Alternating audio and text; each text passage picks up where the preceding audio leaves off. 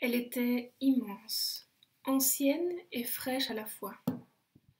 En travaux, c'est ainsi que je me souviens d'elle.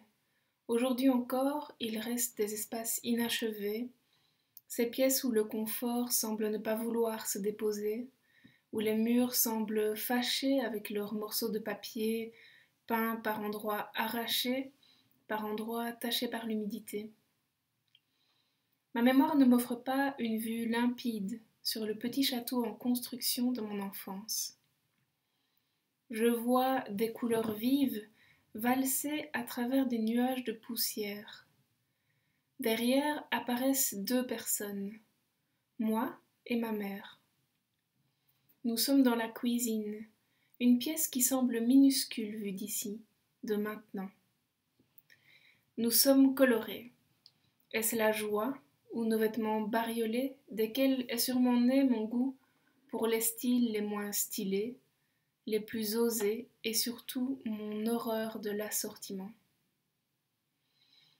Pour le savoir, une seule solution, essayer d'entrer. Il y a un trou, non pas une porte ouverte, un trou. Le mur de la minuscule cuisine est béant.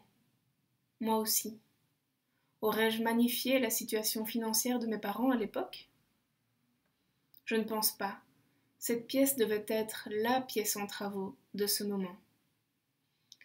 J'aperçois le tas de bois recouvert.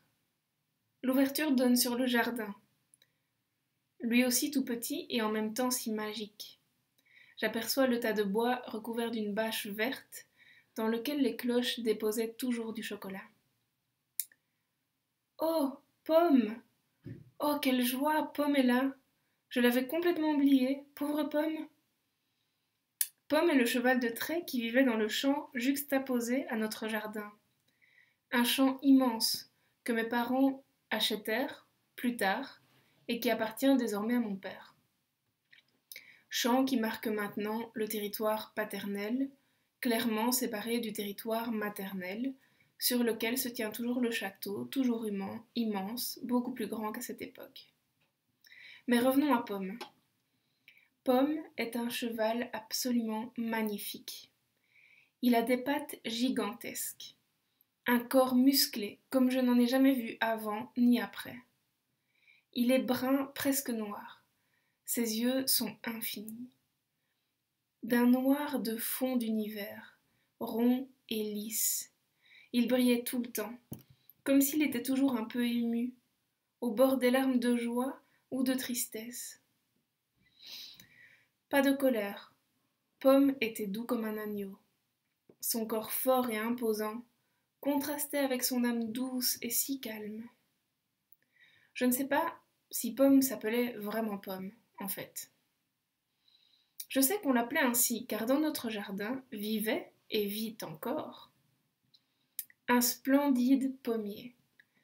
Un vieillard comme on n'en voit plus beaucoup. L'arbre et le cheval étaient amis, mais une barrière les séparait. Pomme était souvent là, à quelques mètres de l'arbre, à l'arrêt, juste là, les yeux mouillés. Je me dis aujourd'hui qu'il se racontait peut-être des histoires, entre végétal et animal, à leur façon. En tout cas, nous, humains, nous servions de lien. Quand l'arbre donnait ses fruits juteux, délicieux, nous les cueillions, nous en gardions, nous en offrions, et surtout nous en donnions à Pomme qui en raffolait. Je suis maintenant dans le jardin, entre l'arbre et Pomme qui se délecte du fruit à peine cueilli. Je me souviens de la consigne de l'exercice. Revisitez votre maison. Et me voilà dehors. Je suis entrée brièvement dans la petite cuisine aux murs explosés.